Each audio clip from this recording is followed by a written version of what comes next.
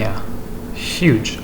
Not just huge because it's a big deal, huge because there are so many things similar to it. Schizoaffective disorder, schizophreniform, brief psychotic disorders, schizotypal, schizoid, all these things. So again, the important things are all highlighted. Everything's obviously important, but the really big things are highlighted. On a test, you're not going to have to remember 1, 2, 3, 4, 5 things. It's not like SIGI caps when you're taking CS, where you have to go through every single one, or else, something bad might happen. When you read the STEM for someone with schizophrenia, it's going to be very clear. Okay? It's going to be someone who has a very flat affect, meaning they're not showing any sort of emotion. They're not emoting. All right? They're mumbling to themselves. They look all disheveled. They live under a bridge. When they talk, nothing makes any sense. They're seeing things that aren't there. Okay? Stuff like that. Like, it's going to be very clear that this person has schizophrenia. Okay. So let's just go through some of the things here. Schizophrenia, you have altered dopaminergic activity. You've got those 4 pathways. They're the big ones for schizophrenia, right? The mesolimbic, mesocortical, positive, negative symptoms. You can think of positive, mesolimbic. It's kind of stuff, Elon Musk is always talking about like the limbic system and how it affects like emotions and memory and blah, blah, blah. So positive symptoms, that's all your hallucinations. It's all theoretically, if you were to give a fun attribute to one of the symptoms, it would be the positive symptoms. Hallucinations, interesting thought processes, bizarre behavior. Negative, flat affect, don't care about anything. Anhedonia, you don't care about the pleasures of life. Social withdrawal. Okay. Big test thing. Heavy cannabis use in adolescence increases the incidence. Another big thing.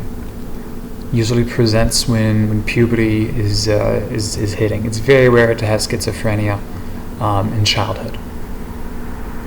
They love asking you about ventricular megali when you look at your MRIs. And here's the big thing. Here's the biggest thing. If I can give one big thing here, it's the time scale. If this has been going on for 6 months, it's schizophrenia.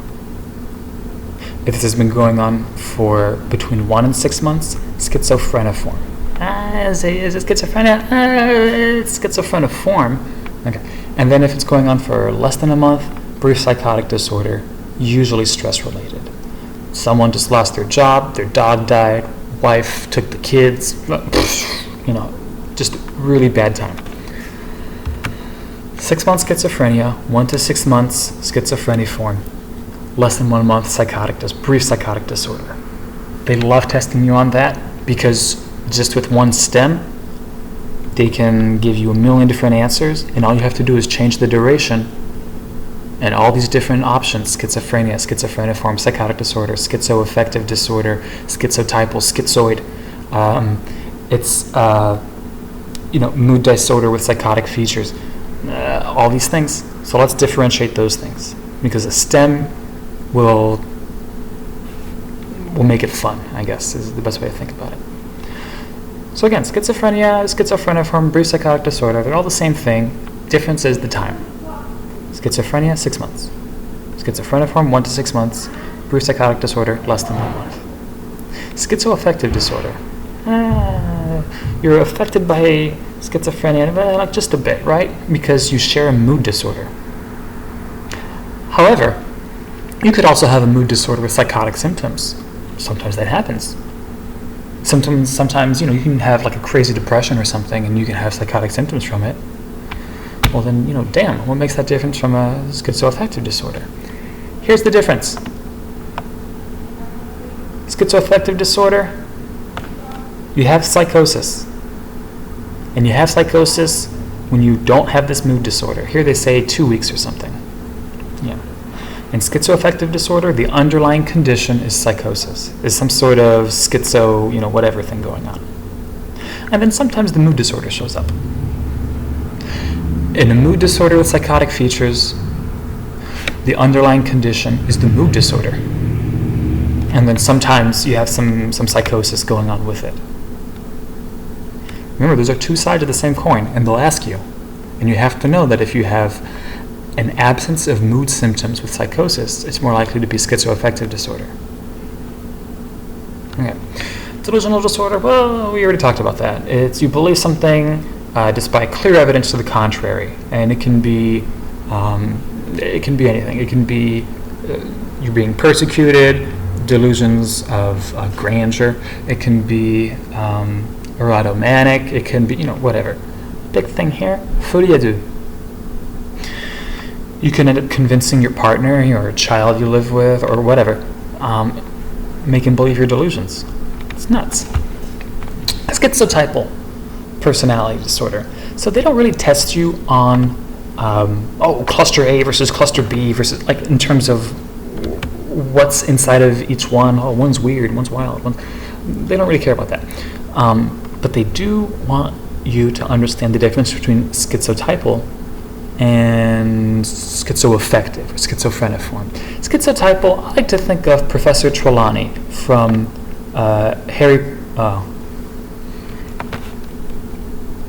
Professor Trelawney.